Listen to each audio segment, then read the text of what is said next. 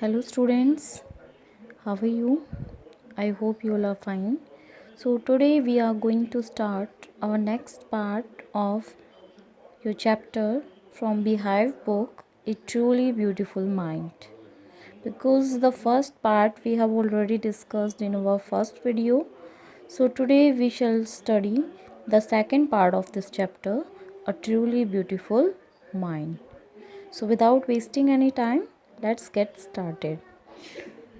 So, one of the famous papers of 1905 was Einstein's special theory of relativity, according to which time and distance are not absolute. Absolute means measured in itself, not in relation to anything else.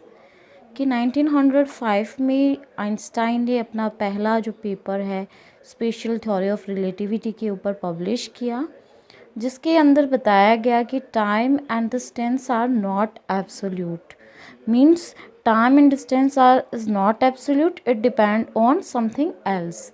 यानी कि जो time और distance है उसका measurement जो है absolute नहीं है, बल्कि ये किसी दूसरी चीज़ के ऊपर डिपेंडेंट है. So indeed, two perfectly accurate clocks will not continue to show the same time if they come together again after a journey if one of them has been moving very fast relative to the other.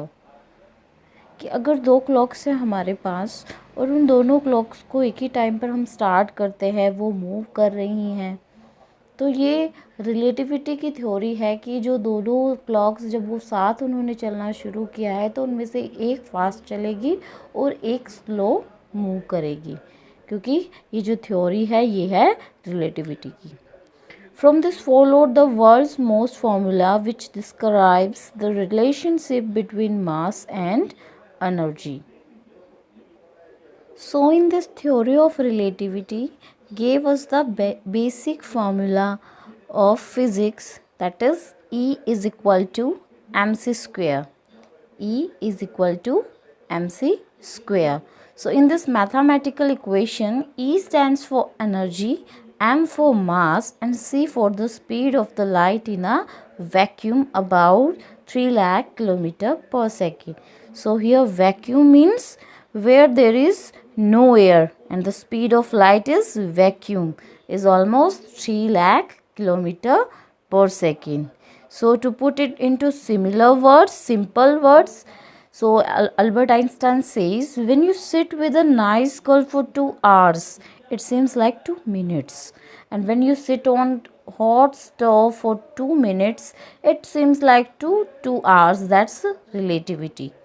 कि अगर simple words में हम बात करें तो Albert Einstein बताते हैं या कहते हैं कि अगर हम किसी नाइस गर्ल, किसी ब्यूटीफुल गर्ल के साथ बैठे हुए हैं, तो अगर हम उसके साथ 2 घंटे तक बैठे हुए तो हमें वो 2 घंटे 2 मिनट के बराबर लगते हैं. और अगर हम किसी हॉट स्टोव के ऊपर बैठे हैं तो हमें ऐसा लगता है कि हमारे वो 2 मिनट भी हमें 2 घंटों के बराबर लगते हैं. और यही जो थ्योरी है वो है रिलेटिविटी की. While Einstein was solving the most difficult problems in physics, his private life was unraveling. Unraveling means starting to fail. काफ़ी complications उसमें आने लग गई थी. ओके, उनकी जो लाइफ थी वो प्रॉब्लमेटिक हो गई थी. So here Albert Einstein says, though he was solving the complicated problems in physics for the world, his personal life started becoming problematic. कि जब वो फिज़िक्स के अंदर जो प्रॉब्लम्स जो आ रही थी, जब वो उनको सॉल्व करने में लगे हुए थे, तो वहीं उसी टाइम उनकी जो प्राइवेट लाइफ थी वहाँ पर जो है काफ़ी कॉम्प्लिकेशंस आनी शुरू हो गई थी. उनकी प्राइवेट लाइफ फेल होना शुरू हो गई थी. Albert had wanted to marry Mileva right after finishing his studies, but his mother was against it. कि अल्बर्ट आइंस्टाइन जो थे अपनी एजुकेशन को कंप्लीट करने के जस्ट बाद ही मिलीवा मैरिक से शादी करना चाहते थे, लेकिन उनकी माँ उसके खिलाफ थी. She thought Mileva, who was 3 years older than her son, was too old for him. She was also bothered by Mileva's intelligence. कि उसकी माँ जो है उनकी शादी के ख़िलाफ़ थी, लेकिन जो अल्बर्ट आइंस्टाइन थे वो जो है उससे शादी करना चाहते थे। तो जो उनकी माँ थी Pauline Einstein, she thought that Mileva Merrick, who was 3 years elder to Albert Einstein, was very old for him. कि जो मिलीवा मैरिक है वो उनके बेटे से 3 साल बड़ी है और वो उनके शादी के लिए उससे एज में भी काफ़ी बड़ी हैं. She was very old for him. And she was also bothered by Mileva's intelligence. She's a book like you, his mother said. Einstein put the wedding off. और जो पॉलिन आइंस्टाइन थी, she thought that Mileva was very intelligent to be a wife, and she told Einstein that Mileva was also like a book and was similar to him. Means वो उससे 3 साल as में बड़ी तो थी ही, लेकिन जो पॉलिन आइंस्टाइन, जो कि अल्बर्ट आइंस्टाइन की मदर थी, वो ये सोचती थी कि ये जो लड़की है ये इसके बेटे के जितनी इंटेलिजेंट है और शायद एक इंटेलिजेंट वाइफ बन सकती है. सो उसको जो है ये लड़की अपने बेटे के लिए जो है परफेक्ट पेयर नहीं लगता था, परफेक्ट मैच नहीं लगती थी ये. इसीलिए जो है वो अपने बेटे को कहती है कि she is a book like you. इसीलिए आइंस्टाइन को जो है जो ही कैंसल्ड हिज वेडिंग, इसीलिए उसे अपनी जो वेडिंग है मिलीवा मैरिक के साथ आइंस्टाइन को वो कैंसिल करनी पड़ी. पुट द वेडिंग ऑफ का means cancel the wedding. So the pair finally married in Jan 1903 and had 2 sons. But a few years later the marriage faltered. Faltered means become weak. आखिरकार इन दोनों ने जो है शादी कर ली. जनवरी 1903 के अंदर इन दोनों की शादी हो गई और इनके 2 बच्चे हुए, 2 बेटे हुए. But a few years later, लेकिन कुछ साल बाद जो है इनकी जो मैरिड लाइफ थी वो कमज़ोर पड़ने लगी, उनमें काफ़ी कॉम्प्लिकेशंस आने लगी, उनकी जो शादी है वो वीक पड़ने लगी. Mileva meanwhile was losing her intellectual ambition and become an unhappy housewife. Means जो मिलीवा मारिक, जो कि बहुत इंटेलिजेंट और बहुत ही शार्प माइंड वाली गर्ल थी, वो being a housewife she could not corp with her ambitions, she could not fulfil her ambitions, so she started becoming unhappy. वो अपनी जितने भी एम्बिशंस थे उनको फुलफिल नहीं कर पा रही थी, इसीलिए वो एक अनहैप्पी हाउसवाइफ बनकर रह गई थी. After years of constant fighting, the couple finally divorced in 1919.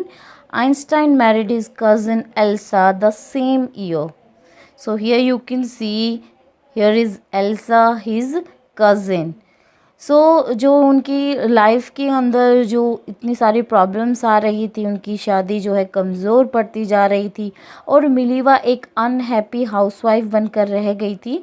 तो काफ़ी समय तक उन्होंने जो है, Mileva was unhappy from this marriage and she could not fulfil her career dreams. So finally in the year 1919, after prolong fighting both of them, they वो separated. वो अलग हो गए, उनका डाइवर्स हो गया. काफ़ी टाइम तक उन्होंने लड़ाई लड़ी कोर्ट के अंदर और उसके बाद फाइनली इस पेयर का जो सेपरेशन है वो 1919 के अंदर हो गया. और उसी ईयर में जो है आइंस्टाइन ने अपनी कज़िन एल्सा के साथ शादी कर ली. Einstein's new personal chapter coincided with his rise to world fame. Coincided here means वो वही चीज़ सेम टाइम पर होना, that is called coincided. So here at the time Einstein married Elsa, another thing coincided. It was Einstein's rise to world fame. Einstein became world famous and everyone acknowledged him as a great scientist. कि जिस year जब Albert Einstein ने अपनी second marriage जब Elsa के साथ की, तो उसी टाइम जो है अल्बर्ट आइंस्टाइन एक वर्ल्ड फेमस साइंटिस्ट बन गए, सभी लोग उसे जानने लगे. And in 1915 he had published his journal Theory of Relativity, which provided a new interpretation of gravity. So in the year 1915 he published one more paper which was based on general theory of relativity, which gave a new interpretation to gravity. कि 1915 में उन्होंने अपना एक second paper publish किया जो कि based था general theory of relativity के ऊपर, और जिसने की एक न्यू इंटरप्रिटेशन दी ग्रेविटी को। An eclipse of the sun in 1919 brought proof that it was accurate. Einstein had correctly calculated in advance the extent to which the light from fixed stars would be deflected. In the year 1919, there was a solar eclipse, which proved that Albert Einstein's general theory of relativity was correct. कि 1919 में एक solar eclipse हुआ जो कि उसने बहुत पहले ही दे दी। सो Einstein had correctly calculated in advance the extent to which the light from fixed stars would be deflected through the sun's gravitational field. The newspaper proclaimed his work as a scientific revolution. So here deflected means changed direction because it hit something. So Albert Einstein had calculated in the year 1915 that in the year 1990 there would be a solar eclipse. So due to it, the apparent position of the star would change to some extent, and his calculation was also correct.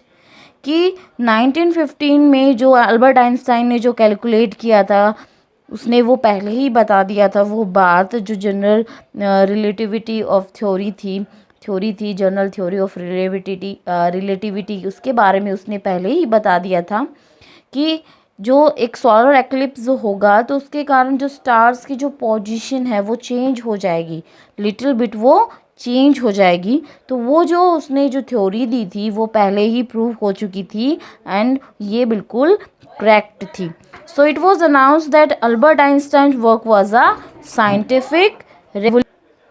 कि जो सन की जो gravitational field जो power है, जो gravity power है, उसके कारण जो स्टार की पोजीशन है वो चेंज हो जाएगी। और जब उन्होंने ये जो थ्योरी दी थी रिलेटिविटी के ऊपर तो उसके बाद जो है वो बहुत ज़्यादा वर्ल्ड फेमस हो गए। उनकी थ्योरी एकदम एक्यूरेट थी, करेक्ट थी। और उसके बाद जो प्रेस है, जो मीडिया है, उन्होंने इसे एक साइंटिफिक रेवोल्यूशन का नाम दिया और उनके काम को बहुत ज़्यादा प्रेज़ किया गया, उनको काफ़ी अप्रिशिएशन जो है मिली। Einstein received the Nobel prize for physics in 1921। कि आइंस्टाइन को फिज़िक्स के अंदर जो नोबेल प्राइज़ था वो 1921 के अंदर मिला। He was showered with honours and invitations from all over the world and lauded by the press. कि अल्बर्ट आइंस्टाइन जो है उनको जो है 1921 के अंदर नोबेल प्राइज़ मिला फिज़िक्स के अंदर एंड उनके ऊपर ही वो shower with honours and invitation from all over the world, यानी कि उनको जो है हर एक जगह से जो है पूरे संसार में उनको जो है काफ़ी ऑनर उनको मिला और काफ़ी जगह से उनको इनवाइटेड किया गया। और even lauded by the press, lauded means praised by the press, कि उनको जो है प्रेस की तरफ से भी उनको जो है काफ़ी उनको अप्रिशिएट किया गया। So when the Nazis came to power in Germany in 1933, Einstein emigrated to United States. 5 years later, the discovery of nuclear fission in Berlin had American physics in an uproar. Here, emigrated means leave one's country in order to settle permanently in another. Emigrated means leave one's own country in order to settle permanently in another. So here बताया गया है कि 1933 when Germany came under the power of Nazis. So वहाँ पर जो famous Nazi ruler था he was Adolf Hitler. And at the time Einstein left the Germany and shifted to United States of America forever. क्योंकि वहाँ पर नाज़ीज़ जो है वहाँ पर आ गए थे, एडोल्फ हिटलर का वहाँ जो है रूल ओवर था, तो वहाँ पर जो है अल्बर्ट आइंस्टाइन ने उस टाइम जर्मनी छोड़ दिया और वो यूनाइटेड स्टेट्स ऑफ अमेरिका में शिफ्ट हो गई। 5 years later, the discovery of nuclear fission in Berlin had American physics in an uproar. In an uproar means very upset. That after 5 years, the Germans discovered the process of nuclear fission, the process through which nuclear bombs or atomic bombs are made.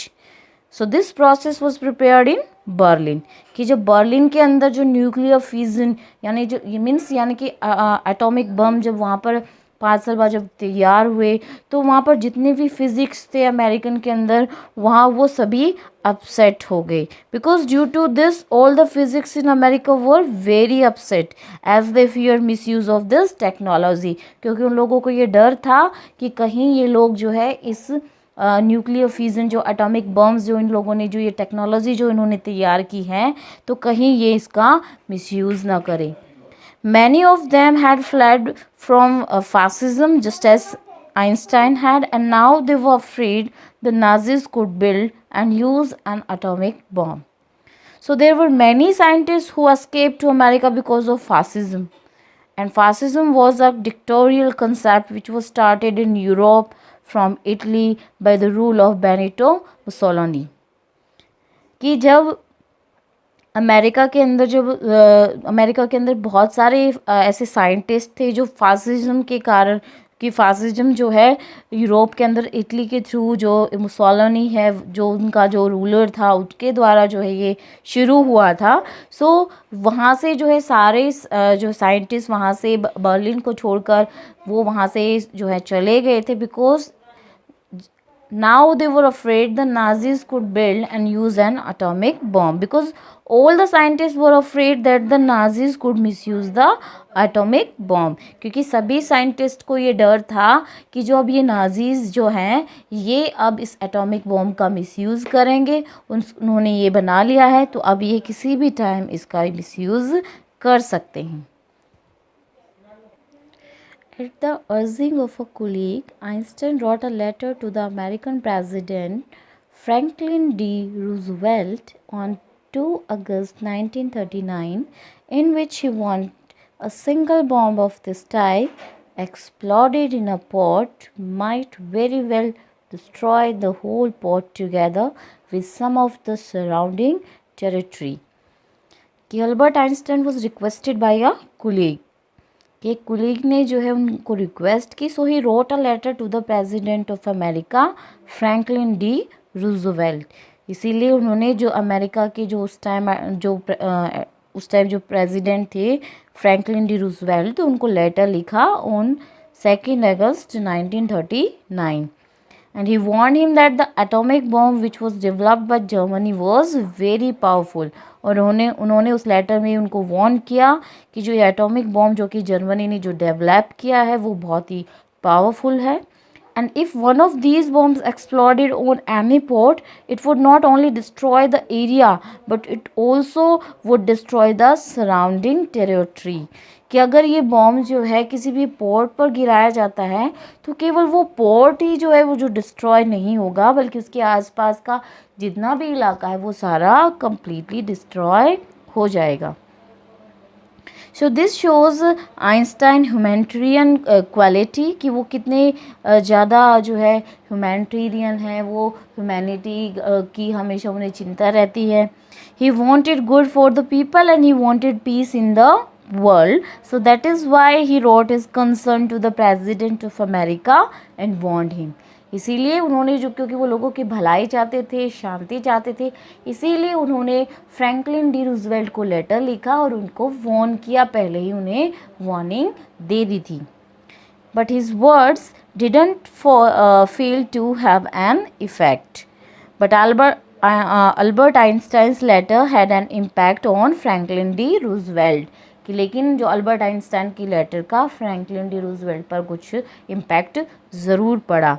So the Americans developed the atomic bomb in a secret project of their own and dropped it on the Japanese cities of Hiroshima and Nagasaki in August 1945. कि the American developed the atomic bomb secretly and dropped it on 2 cities of Japan, Hiroshima and Nagasaki.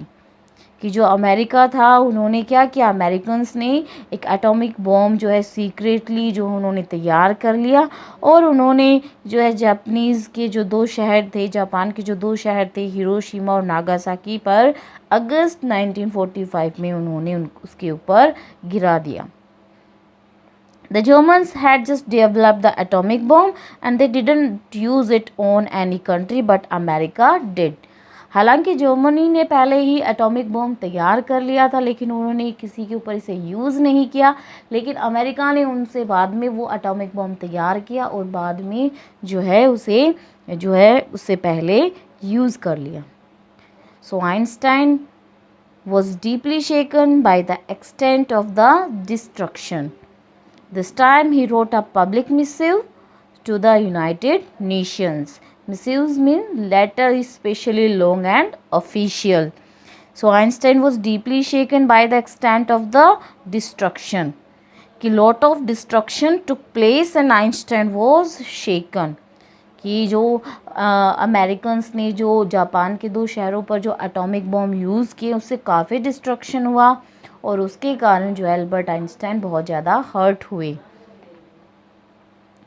He wrote an official letter to the United Nations organization and in it he proposed the formation of a world government. Unlike the letter to Roosevelt, this one made no impact. Means Albert Einstein proposed to form a world government but this letter didn't bear any fruit. Means कि Albert Einstein ने जो letter लिखा again जो है Roosevelt को, United Nations को, उन्होंने propose किया कि भी एक वर्ल्ड गवर्नमेंट जो है फॉर्म की जानी चाहिए, लेकिन उनके लेटर का कोई भी इम्पैक्ट, कोई भी इफ़ेक्ट नहीं पड़ा. But over the next decade, Einstein got over more involved in politics, agitating for an end to the arms build-up and unscience popularity to campaign for peace and democracy. For another 10 years, Albert Einstein was involved in world peace. He was involved in politics and his agenda was to stop the countries involved in collecting arms and developing weapons. कि अगले 10 सालों के लिए जो है Albert Einstein जो है world peace के जो है वो इन्वॉल्व हो गए, वो इसके अंदर इनका इन्वॉल्वमेंट हो गया. और उसके बाद he was involve in politics also, वो पॉलिटिक्स में भी शामिल हो गए. और उनके बाद जो उनका एजेंडा था वो ये था कि हर एक कंट्रीज़ को जो है स्टॉप किया जाए कि वो ज़्यादा से ज़्यादा अपने जो है वेपन्स डेवलप ना करे, ठीक है, ना ही वो जो है अपनी ज़्यादा से ज़्यादा आर्मीज़ को कलेक्ट ना करे.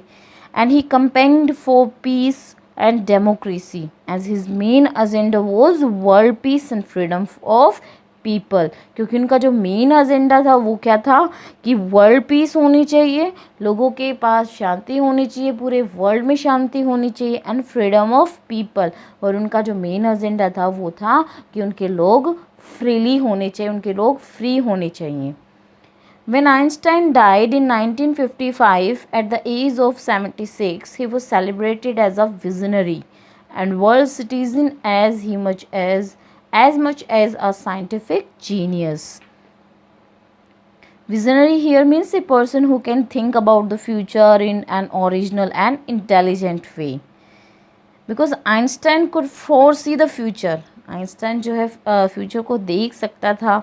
When he died in 1955 at the age of 76, the world celebrated him as a visionary. He was a world citizen and a scientific genius too. कि वो एक वर्ल्ड सिटीज़न के साथ साथ एक बहुत ही जो है साइंटिफिक जीनियस भी थे, एक एक्स्ट्रा ऑर्डिनरी साइंटिस्ट भी थे और उन्हें जो है वर्ल्ड साइंटिस्ट के नाम से भी जाना जाता है. और एक वो उनको विजनरी का भी नाम दिया गया है क्योंकि वो फ्यूचर को जो है देख सकते थे. So your chapter is complete बेटा. I think it is clear to you and I have given you the complete explanation, line to line explanation, summary as well as English and Hindi. So I think it's clear. So we will meet in our next video.